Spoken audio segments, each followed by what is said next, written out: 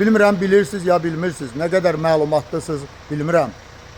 Amma mən paylaşıram, yenə də bilməyənlər öyrənəcəksə mənim üçün böyük bir şərəf olar. Çünki bugün sosial şəbəkələrdə, zehniyyətimizin korlandığı sosial şəbəkələrdə mən öz övladlarım başda olmaqla bizim bu gənclər, uşaqlar heç olmasa girəndə bir öyrənə biləcək, düşündürə biləcək bir videolar çıxsın qarşılarına.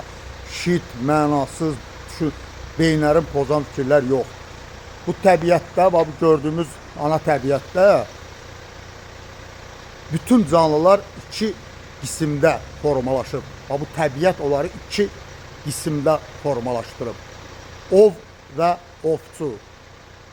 Gözləri öndə olanlar ovçulardır, gözləri yanda olanlar ovdur. Və bu hər bir ov və ovçu, gözləri yanda və yaxud qabaqda olan canlıların da hər biri də özünə görə formalaşıb. Yəni, biri hücumçu, biri müdafiə olunur. Və hər birinin də özəlliyi var. Məsələn, gözləri yanda olanlar ovdur. At, eşşək, ceyran, maral. Onların kəskin, cəhd hərəkətləri var. Eşşəyin, atın durduğu yerdə 360 dərəcə birdən el dilində soncuqladı deyir ya. Məsələn, onu aslan eləyə bilmir.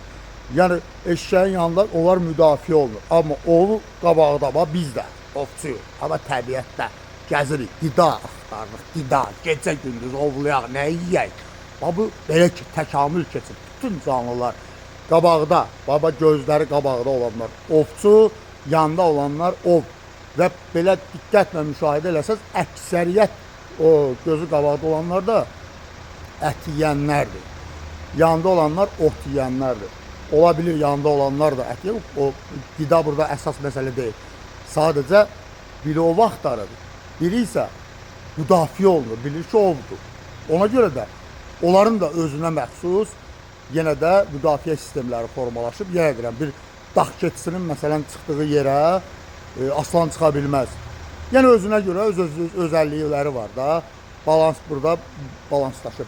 Bu da məndən bir, yenə deyirəm, bilməyənlər üçün. Bilən burada bəzən elə adamlar çıxır, mənə düzəl işlər verir, səhvlər eləyirəmsə, onlara təşəkkür edirəm. Amma onu biraz kinayə ilə yox, belə mən alim deyiləm ki, mən də öyrənirəm, maraqlanıram. Bu qədər əzizlərim.